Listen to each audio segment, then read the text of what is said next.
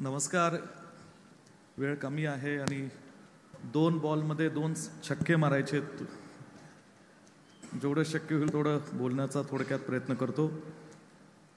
विलास सहकारी साखर कारखाना या कारखान्याच्या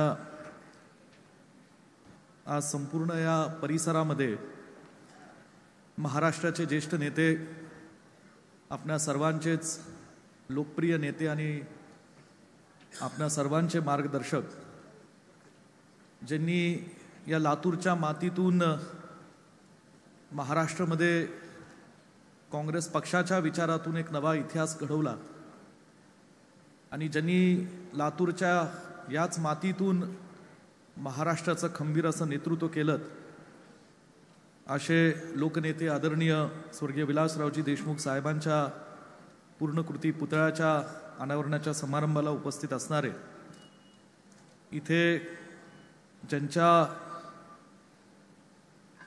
शुभहस्ते या कार्यक्रमाचं आज या ठिकाणी अध्यक्षस्थान आणि पुतळ्याचं अनावरण झालं, तसे आदरणीय राज्याचे ज्येष्ठ नेते, काँग्रेस पक्षाचे विधिमंडळाचे नेते, महाराष्ट्राचे माजी मंत्री आदरणीय बाळासाहेबजी थोरात साहेब, इथे उपस्थित असणारे काँग्रेस पक्षाच्या धुरा समर्थपणे सांभाळणारे महाराष्ट्र प्रदेश काँग्रेस कमिटीचे अध्यक्ष आदरणीय नानाभाऊजी पटोले, महाराष्ट्राचे माजी मुख्यमंत्री, महाराष्ट्राचे ज्येष्ठ नेते आदरणीय पृथ्वीराजजी चव्हाण साहेब, इथे उपस्थित असणारे राष्ट्रवादी काँग्रेस पक्षाचे राज्याचे अध्यक्ष आणि राज्याचे ज्येष्ठ नेते माजी मंत्री आदरणीय जयंतराव पाटील साहेब, उपस्थित आदरणीय लातूर जिल्ह्याचे व महाराष्ट्राचे ज्येष्ठ नेते, वसंतदादा शुगर इन्स्टिट्यूटचे आमचे मार्गदर्शक,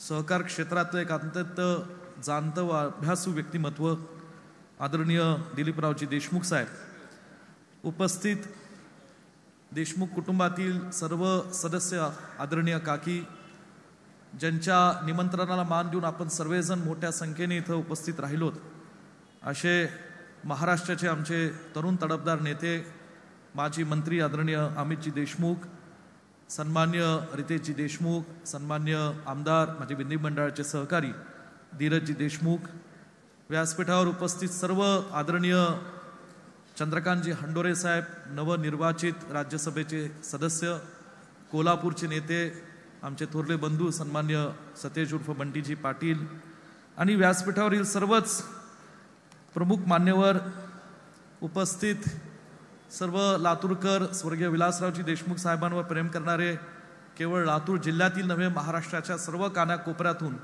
मोठ्या संख्येने उपस्थित राहिलेले त्यांचे चाहते आणि सर्व पत्रकार बंधू भगिनींनो, स्वर्गीय विलासरावजी देशमुख साहेबांच्या आठवणी सांगणारे, व्यासपीठावर त्यांच्या सोबत खांद्याला खांदा लावून विधिमंडळात आणि महाराष्ट्राच्या कॅबिनेटमध्ये काम करणारे अनेक ज्येष्ठ मंडळी इथं व्यासपीठावर बसलेली आहेत. लातूर जिल्ह्यामध्ये सुद्धा ज्यांनी स्वर्गीय विलासरावजी देशमुख साहेबांचा संपूर्ण कार्यकाळ हा सरपंच पदापासून, युथ काँग्रेसच्या अध्यक्ष पदापासून ते राज्याचे एक वरिष्ठ मंत्री आणि अनेक खात्यांची महत्त्वपूर्ण जबाबदारी सांभाळणारे एक वरिष्ठ मंत्री म्हणून ते महाराष्ट्राचे लोकप्रिय मुख्यमंत्री म्हणून ज्यांनी त्यांच्यासोबत त्यांच्या मंत्रिमंडळात काम केलं, अशी अनेक मंडळी या व्यासपीठावर बसलेले आणि त्यांच्या भावना, किंबहुना त्यांचे स्वर्गीय विलासरावजी देशमुख साहेबांच्या बाबतीतले जे काही त्यांचे प्रत्यक्षपणे आलेले अनुभव असतील, हे त्यांच्या तोंडून आपण सर्वजण ऐकणार आहोत. परंतु एक महाराष्ट्रातला तरुण कार्यकर्ता म्हणून आणि कदम कुटुंबातला सदस्य म्हणून कदम कुटुंबांच्या आणि देशमुख कुटुंबाच्या आणि खास करून स्वर्गीय विलासरावजी देशमुख साहेबांच्या आणि माझे वडील पतंगरावजी कदम साहेबांचे किती जिव्हाळ्याचे संबंध राहिले, किंबहुना माझे सुद्धा आदरणीय विलासरावजी देशमुख साहेबांचे संबंध किती जिव्हाळ्याचे राहिले, आज या कार्यक्रमाच्या निमित्ताने मी थोडक्यात सांगण्याचा एक मनापासून प्रयत्न करणार आहे. मी जास्त वेळ घेणार नाही. मी एवढंच सांगणार आहे की आदरणीय विलासरावजी देशमुख साहेबांची कारकीर्द ही युथ काँग्रेस, बाबुळगावचे सरपंच, पंचायत समिती सदस्य, 1980च्या दशकापासून लातूरकरांच्या आशीर्वादाने या परिसरातून विधानसभेचे आमदार, विधिमंडळाचे सदस्य म्हणून ही सुरुवात झालीच. परंतु स्वर्गीय शंकरराव चव्हाण साहेब असतील, आदरणीय शिवराज पाटील चाकूरकर साहेब असतील, ह्यांच्या आशीर्वादाने जे काही स्वर्गीय विलासरावजी देशमुख साहेबांना त्यांच्या सार्वजनिक जीवनात संधी मिळाली आणि त्या संधीचं जे सोनं त्यांनी त्यांच्या राजकीय जीवनामध्ये आमदारकीपासून जे मंत्रिमंडळातले एक वरिष्ठ मंत्री म्हणून जे काही केलं, ह्याला संपूर्ण महाराष्ट्र साक्षीदार आहे. 1980च्या दशकामध्ये त्यांची आणि पतंगरावजी कदम साहेबांची ओळख झाली. दोघंही विधिमंडळात एकाच वेळी त्यामध्ये विधानसभेमध्ये आमदार म्हणून गेले आणि त्या क्षणापासून त्या प्रसंगापासून त्यांची एक घट्ट मैत्री झाली. आदरणीय विलासरावजी देशमुख साहेब ह्यांचं एक माझ्या वडिलांवर प्रचंड जिव्हाळा आणि आमच्या वडिलांच्या कर्तृत्वावर असणारा त्यांचा एक सन्मान होता. मला आठवतं की स्वर्गीय विलासरावजी देशमुख साहेब ज्यावेळेस 1999ला महाराष्ट्राचे मुख्यमंत्री झाले आणि त्या काळामध्ये एक फार विचित्र अशी महाराष्ट्रातली राजकीय अद्भुत अशी परिस्थिती होती.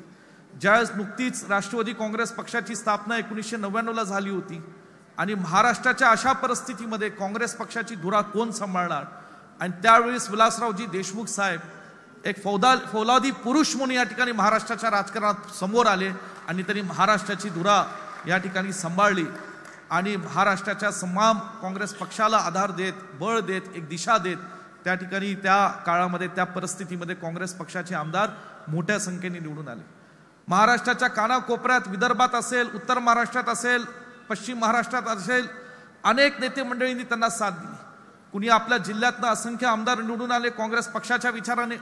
कुणी महाराष्ट्रात जेव्हा विलासरावजी देशमुख साहेबांना एक दिलाने एक मताने मुख्यमंत्री करायचं होतं त्या काळामध्ये त्यांना साथ दिली आणि म्हणून अशी एक अत्यंत चांगली टीम महाराष्ट्रातल्या त्यांच्यासारख्या अनुभवी लोकांची टीम महाराष्ट्रामध्ये विलासरावजी देशमुख साहेबांनी त्यांच्यासोबत कॅबिनेटमध्ये घेतली आणि पुढील 20 वर्ष 14 वर्ष महाराष्ट्राच्या राजकारणामध्ये महाराष्ट्राला विकास पथावर नेण्याचं, संपूर्ण महाराष्ट्राचं समाजकारण, राजकारण चांगल्या दिशेने बदलण्याचं काम आदरणीय विलासरावजी देशमुख साहेबांच्या नेतृत्वाखाली झालं. तसं पाहिलं तर स्वर्गीय विलासरावजी देशमुख साहेबांच्या बाबतीत बोलण्यासारख्या अनेक गोष्टी आहेत, परंतु काही माणसं ही कर्तृत्वाने मोठी होतात, काही माणसं व्यक्तिमत्वाने मोठी होतात. पण विलासराव देशमुख साहेबांची खासियत अशी होती की ते व्यक्तिमत्वानेही मोठे होते आणि कर्तृत्वानेही मोठे होते. ह्याला इतिहास त्या ठिकाणी साक्ष राहिलेला आहे आणि अशा त्यांचा एक स्वभावातले अनेक पैलू आपण सगळ्यांनी पाहिले. एक त्यांचा हसता खेळता स्वभाव, राजकारणातले त्यांचे वक्तृत्व.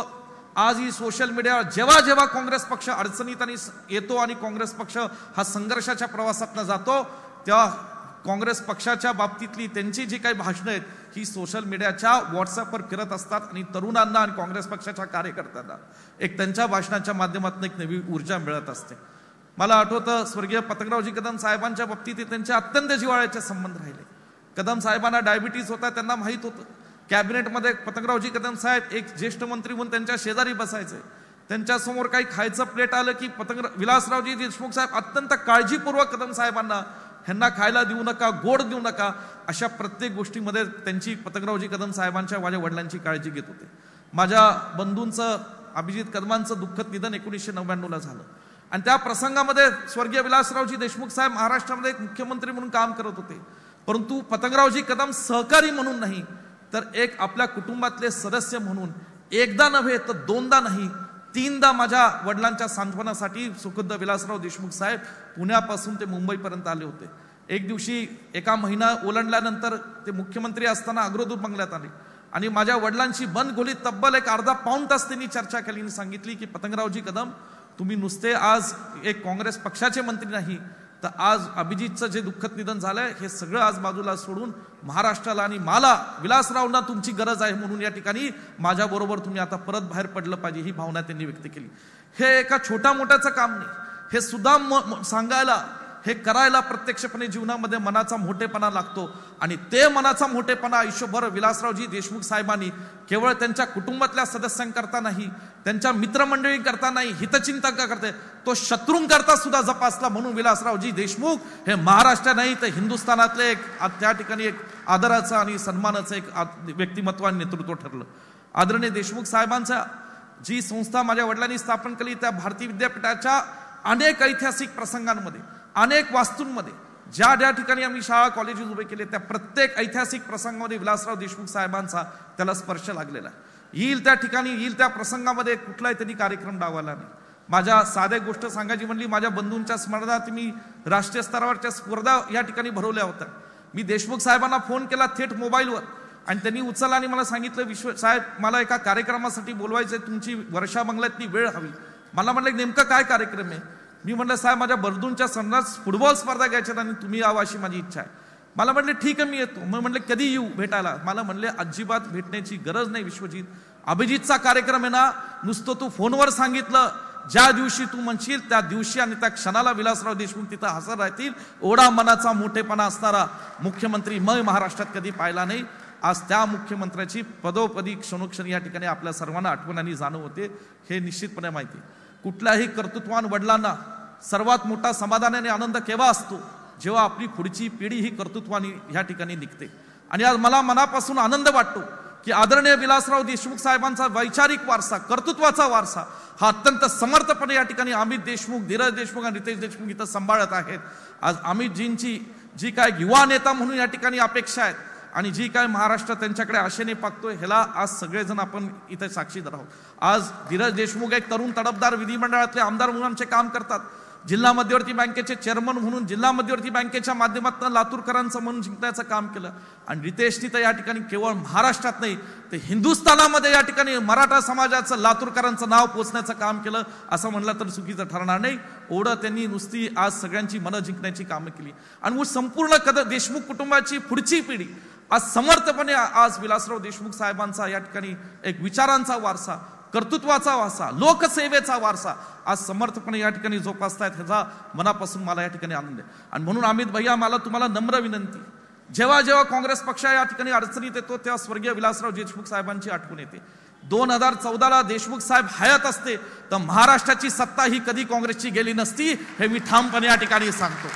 आणि जर आजही विलासराव देशमुख महाराष्ट्राच्या राजकारणात या ठिकाणी साहेब सक्रिय असते तर कुणाची हिंमत झाली नसती कुठला पक्ष तोडण्याची आणि कुठलं कुटुंब तोडण्याची. एवढं या ठिकाणी तुम्हाला ठामपणे सांगतो. परंतु जसं 99 साली जेव्हा काँग्रेस राष्ट्रवादीची फाटाफूट झाली, विलासराव देशमुख साहेबांनी जसं नेतृत्व केलं, त्यांना साथ देणारे रणजित देशमुख साहेब असतील विदर्भातनं, रोहिदासदाजी असतील, आदरणीय बाळासाहेब थोरात असतील, आदरणीय पतंगरावजी कदम साहेब असतील, ही अशी जी मंडळी होती तशी अमित भैया तुम्ही टेम करा, विश्वजित कदम, बंटी पाटील तुमच्या पाठीशी खंबीरपणे आम्ही उभे आहोत. आणि ह्या महाराष्ट्रामध्ये येणाऱ्या काळामध्ये जर पुन्हा एकदा आपल्याला काँग्रेस पक्षाचा एक नवा इतिहास परिवर्तन घडायचं असेल तर निश्चितपणे भविष्यात, वर्तमान काळात म्हणत नाही तर पुन्हा माझा कार्यक्रम होईल. कारण वर्तमान काळात निश्चितपणे आदरणीय थोरात साहेब, आदरणीय नाना पटोले साहेबांच्या नेतृत्वाखाली काँग्रेस पक्षाला चांगले दिवस येतील, यात कुणालाही शंका नाही. आणि भविष्य काळात अमित भैया तुम्ही आम्ही सगळेजण या ठिकाणी चांगल्या पद्धतीने काम करू, एवढं स्पष्टपणे सांगतो. आणि म्हणून कुणी खचून जाऊ नका. हे जे काय राजकारणात घडतंय सध्या टीव्हीवर तुम्ही पाहतायत, काही कोण वावड्या उठवतं, अफवा उठवतं, हे अफवा पेरणारी कोण आहेत हे सुद्धा अमित भैयांना आम्हाला चांगलं माहिती आहे. पण जिथं अमित भैया आहेत आणि जिथं बंटी पाटील आहेत तिथं विश्वजित कदम आहे. काळजी करू नका, आम्ही सगळे एक संघ आहोत. आम्ही सगळे तरुण कार्यकर्ते, तरुण पिढी आम्ही एक संघ आहोत. फक्त तुम्ही जनतेने, तुम्ही लोकांनी जागरूकपणे आमच्या पाठीशी उभे राहा, काँग्रेस पक्षाच्या पाठीशी उभे राहा. आदरणीय नाना पटोले साहेब हे एक आक्रमक नेतृत्व आहे, पृथ्वीराज चव्हाण साहेब, थोरात साहेब एक वैचारिक नेतृत्व आहे. आदरणीय थोरात साहेबांना एक 35 वर्षाचा राजकारणाचा दीर्घ अनुभव आहे. या सगळ्यांच्या ज्येष्ठांच्या मार्गदर्शनाखाली निश्चितपणे या ठिकाणी आज पुढील जबाबदारी आम्ही चांगल्या पद्धतीने काम करू. आज दिलीपराव देशमुख साहेब या ठिकाणी व्यासपीठावर आहेत. खरोखरच साहेब तुमचा एक आदर्श आहे. जसं तुम्ही देशमुख साहेबांना साथ दिली तसे माझे चुलते मोहनराव कदम दादांनी सुद्धा सांगली जिल्ह्यात माझ्या वडिलांना साथ दिली. आणि आज एक आदर्श कुटुंब म्हणून देशमुख कुटुंब संपूर्ण महाराष्ट्र तुमच्याकडे मोठ्या आज एक आस्थेने, प्रेमाने पाहतो. आणि जो काय आदर्श तुम्ही घडवून आणलेला त्यासाठी देशमुख साहेब, दिलीपराव देशमुख साहेब हा कुटुंब एकच संघ ठेवण्याची जी जबाबदारी तुम्ही पार पाडली, तुमचे मी महाराष्ट्राच्या वतीने तुमच्या मनापासून धन्यवाद मानतो आणि या ठिकाणी तुमचे आभार मानतो. आज अनेक गोष्टी बोलण्यासारख्या आहेत, पण मी एवढंच म्हणेल की आज स्वर्गीय विलासरावजी देशमुख साहेबांच्या असंख्य आठवणी सांगण्यासारख्या. माझ्या वडिलांच्या आठवणी वेगळ्या, माझ्या आठवणी वेगळ्या, पण असा माणूस महाराष्ट्राच्या मातीमध्ये पुन्हा होणे नाही, हे या ठिकाणी आज मी ठामपणे तुम्हाला सांगतो. आणि म्हणून आज अमित भैया तुम्ही आज चांगल्या पद्धतीने लढत आहात. आज या लातूरमध्ये तुमच्या व्यक्तिमत्वाने, तुमच्या कर्तृत्वाने आज देशमुख साहेबांचा विचारांचा वारसा महाराष्ट्रामध्ये तुम्ही रुजवण्याचं काम करताय. आम्ही तुमच्या सोबत आहोत.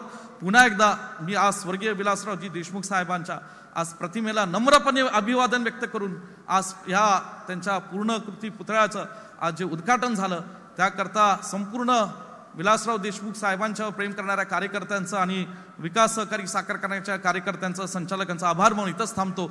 जय हिंद, जय महाराष्ट्र, धन्यवाद.